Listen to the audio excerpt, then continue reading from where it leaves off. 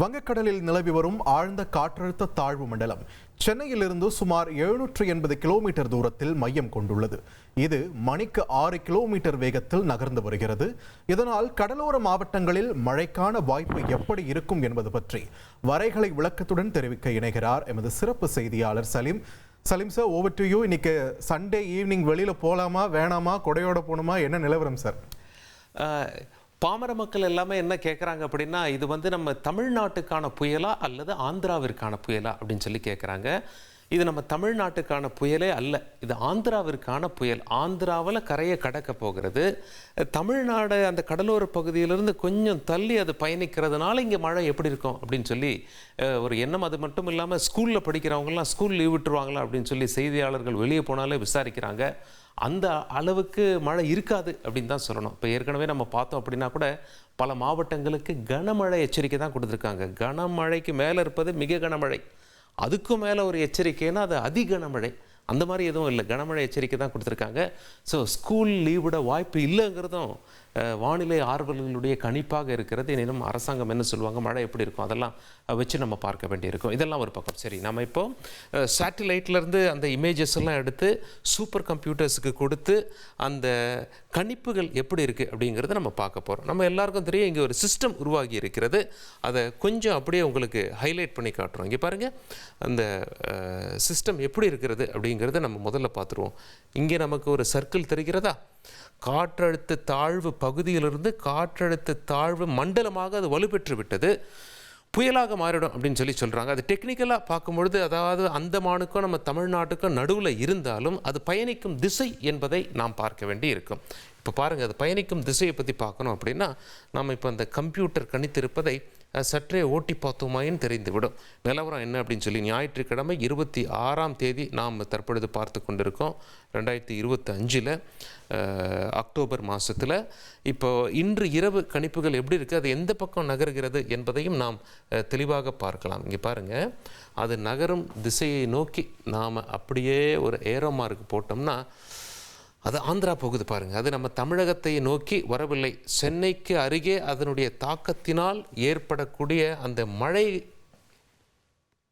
பாதிப்பை நாம் பார்க்க முடிகிறது. அது கூட அந்த ப்ளூ கலரில் தான் காட்டுகிறது. இங்கே நம்ம ஸ்கேலில் எடுத்துக்கிட்டாலே இங்கே பாருங்கள், ப்ளூ கலர் ஆரம்ப நிலை தான். அதை விட தீவிரம் பச்சை கலரில் இருக்கும், அதை விட தீவிரம் மஞ்சள் கலரில் இருக்கும், அதை விட தீவிரம் அந்த வயலட்டு கலரில் கொடுத்துருக்காங்க. அந்த வயலட்டு கலர் அந்த மழை மேகங்கள், கடுமையான மழை மேகங்கள், மழையை கொட்டக்கூடிய மழை மேகங்கள் சென்னை பக்கம் வரலை, லேசாக ஆந்திராவை நோக்கி போகுது பாருங்கள். குறிப்பாக அந்த விஜயவாடா பகுதி, அதாவது விஜயவாடா, விசாகப்பட்டினம், நெல்லூர், அதை நோக்கி பயணிப்பது நமக்கு தெரிகிறதா? டேட் பாருங்கள், 27ஆம் தேதி திங்கட்கிழமையெல்லாம் சென்னையில் பெரிய மழை இல்லை அந்த கடலோர பகுதிகளில் என்பது நமக்கு தெரிகிறது. புயல் கரையை கடப்பது ஆந்திராவில் விஜயவாடா பக்கத்தில் என்பதால் தமிழக கடலோர பகுதிகளில் பெருசாக மழை இல்லை என்பதை நாம் புரிந்து கொள்ள முடிகிறது. ஆங்காங்கே மழை இருக்குங்க, அப்பப்போ மழை. இது வடகிழக்கு பருவமழை காலம்.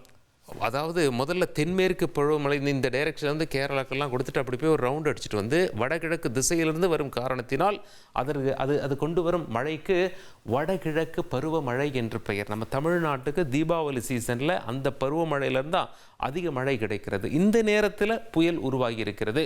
புயலால் தமிழகத்திற்கு இந்த நிலையில் மிகப்பெரிய பாதிப்பு இருக்காது. புயல் ஆந்திராவை நோக்கி சென்று விடுவதை நம்மால் பார்க்க முடிகிறது.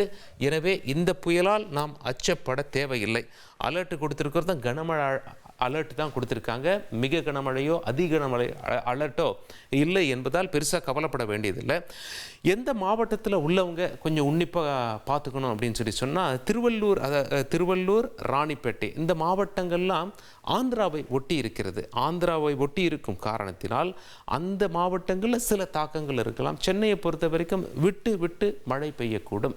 ஆனால் மிக பெருசாக அதிகன மழை அந்த மாதிரிலாம் எதுவும் இல்லை. புயலின் தாக்கம், அந்த காற்று வீச்சின் தாக்கம் அதெல்லாம் பெருசாக இருக்க வாய்ப்பில்லை. ஏன்னா தமிழ்நாட்டை நோக்கி நகரில் இங்கே அம்புக்குறி பார்த்தீங்கன்னா அந்தமானுக்கும் தமிழ்நாட்டுக்கும் பக்கத்தில் உருவாகி இருக்கக்கூடிய இந்த காற்றழுத்த தாழ்வு பகுதி தமிழ்நாடு பக்கம் வராமல் ஆந்திரா பக்கம் போவதை நாம் பார்க்க முடிகிறது. எனவே ஏற்கனவே மழை எப்படி விட்டு விட்டு பெய்து கொண்டிருக்கிறதோ கடந்த ஒரு வார காலமாக அப்படி இருக்கலாமே தவிர புயலின் வீரியத்தை தமிழ்நாடு உணராது என்றே வானிலை ஆர்வலர்களால் சொல்லப்படுகிறது. இப்போ நாம் போட்டது யூரோப்பியன் மாடல், அப்படியே நம்ம அமெரிக்கா மாடல் போட்டோம் அப்படின்னு சொல்லி வச்சுக்கோங்களேன். அமெரிக்கா மாடல்லையே நம்ம பார்த்துடலாம். இங்கே பாருங்கள், மறுபடியும் இன்றிலிருந்தே எப்படி இருக்குன்னு சொல்லி அமெரிக்கா மாடலில் பார்ப்போம். அதே போல தான் அந்த அம்புகுறிகள்லாம் நம்ம அழிக்காமல் வச்சுருக்கிறதுக்கு காரணம் அது வந்து யூரோப்பியன் மாடல் அப்படின்னு சொல்லி தெரியும். அமெரிக்கன் சேட்டலைட்டும் அதையே கணிக்கிறதா என்பதை நம்ம அப்படியே போட்டோம் அப்படின்னா, இங்கே பாருங்கள், அந்த சுழற்சியானது கொஞ்சம் கொஞ்சம் நகருகிறது. அப்படியே திங்கட்கிழமைக்கு நாம் வந்துடலாம். அதுவும் ஆந்திராவை நோக்கி போது பாருங்கள். விஜயவாடா, நெல்லூர் அந்த பகுதியை நோக்கி பயணிக்கிறது.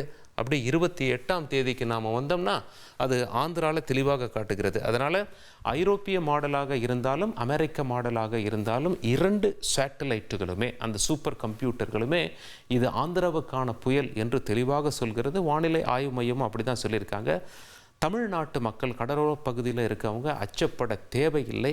ஆந்திரா எல்லையை ஒட்டி அமைந்திருக்கக்கூடிய சென்னை, ராணிப்பேட்டை, திருவள்ளூர் இது போன்ற பகுதிகளில் அப்பப்போ கனமழை இருக்கக்கூடும் என்பதை நாம் புரிந்து கொள்ள முடிகிறது.